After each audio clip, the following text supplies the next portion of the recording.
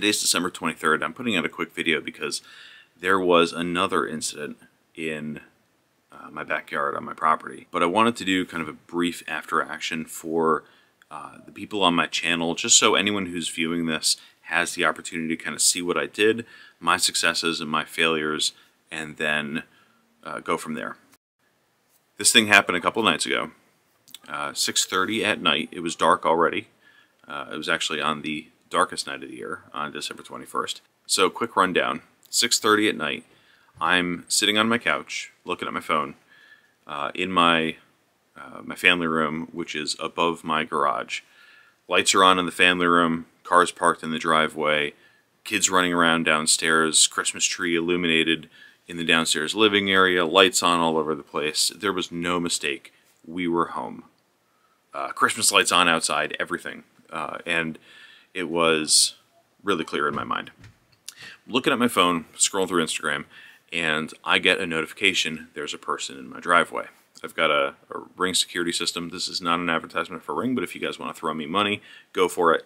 But anyway, so I had a notification. I have a camera set up outside, a couple more cameras around the home, motion sensors, door entry alarms, all that stuff. Some overt, some covert. The one that happened to get set off was overtly mounted, outdoors, connected to a floodlight. There's a person in your driveway. I look at the notification and I see a person walking around in the back of my driveway. So immediately, I know this is live. My wife is in the other room. I say, hey, there's a person in the driveway. I gotta take care of this. She immediately goes, gets the kids, gets them on an activity, starts bringing them upstairs. The house is locked. I'm not worried about this person getting in, but they were definitely trying to get into my garage. They start walking away.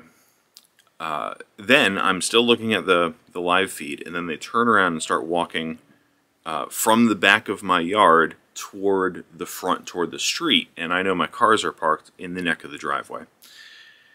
So I'm like, what's going on? My main door is also connected to the driveway on that side. So the kids are off on the other side of the house. I take a look at where they are relative to this potential door this person might enter. I have a flashlight right by my door. That's not a problem. But I'm not wearing shoes and I don't have a gun on me. I'm inside my home. I do have a gun in a safe location that I can access relatively quickly. Once I verify the kids are safe, the wife's with the kids, everything else is locked. I know that just for the case. I go right to the gun. I have a holster with the gun, put it on. Then I go to get shoes. And this is like the main point, because in my mind, I don't know what is about to happen. I don't know if I'm going to go out and confront the person. My goal was to stand in such a location that I could have direct visibility, not via the camera, because the camera wasn't remote control. I couldn't move it around or whatever. And the person was walking out of frame up the driveway. And I wanted to have visibility on them so they knew there's a human being watching you right now. I also had my phone on me because I was doing all this. I'm like, man, I gotta get my shoes on. No shoes. That's like, you've seen Die Hard, right? Anyway. Start getting my shoes on, and my most accessible shoes are my work boots, which take a moment to lace up. Long story short, by the time I'm laced up, gun on, I'm wearing essentially this. I go outside, have my flashlight, I'm standing right at my door, looking around. No one's at my cars. I walk to the back to see if they circled back and were trying to get in. No one's at my garage. Walk back inside. As I left my house, by the way, I did lock the door behind me. Walk back inside, say, hey, no one's around the house right now. We are safe inside. And my wife says, you got to call the police. I said, you know what? You're right. It didn't even cross my mind up until that point.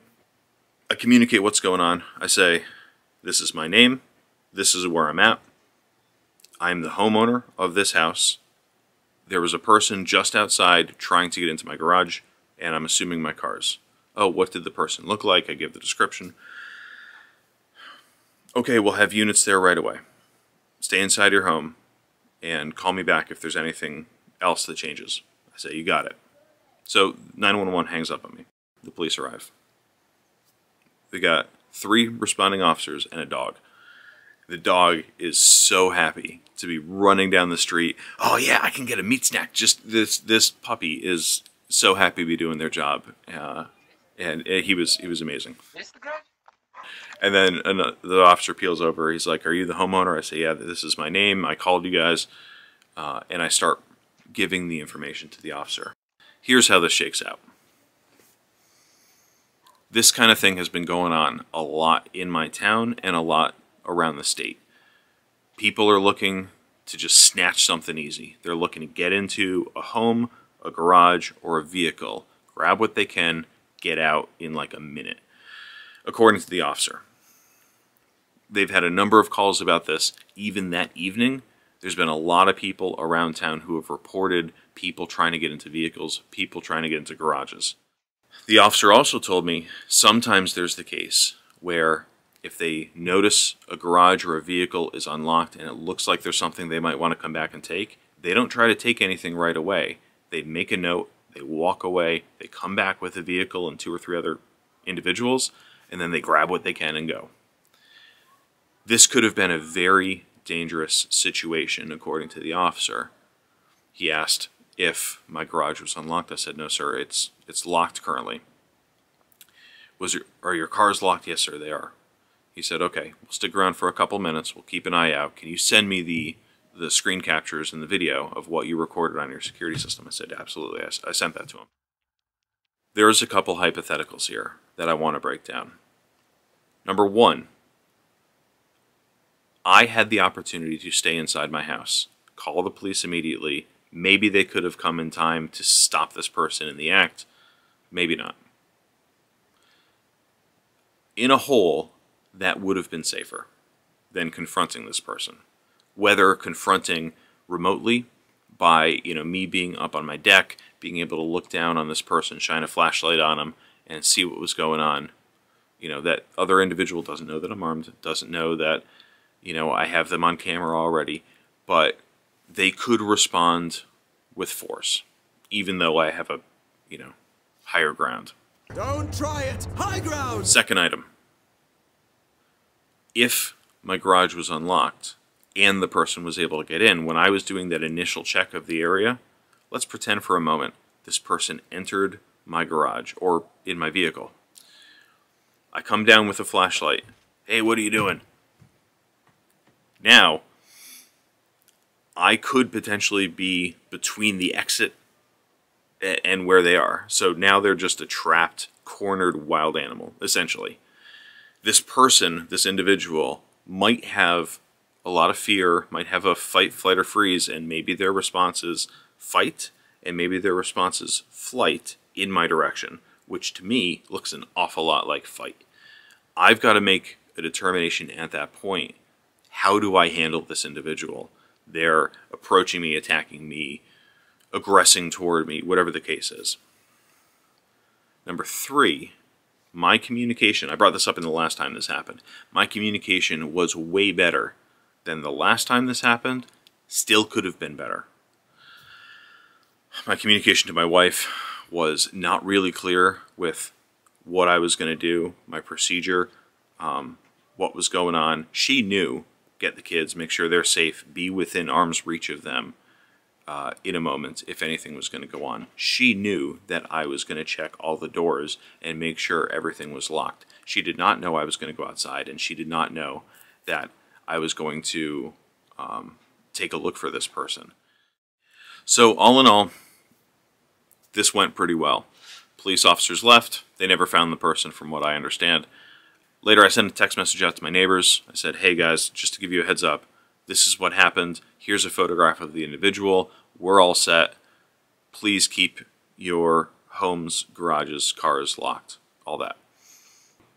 So it's good to have that communication with your neighbors. These people can really help you out.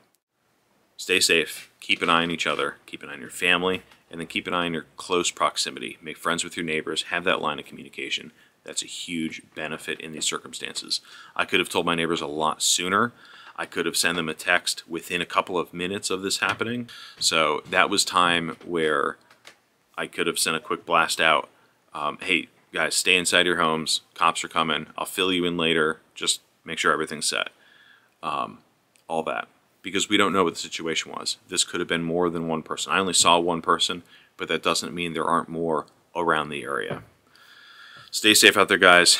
I know this is a longer video, but I appreciate you guys sticking with that. And feel free, if you have any other ideas on what I may have missed, leave them in the comments. There you go. See ya. Happy holidays. Merry Christmas.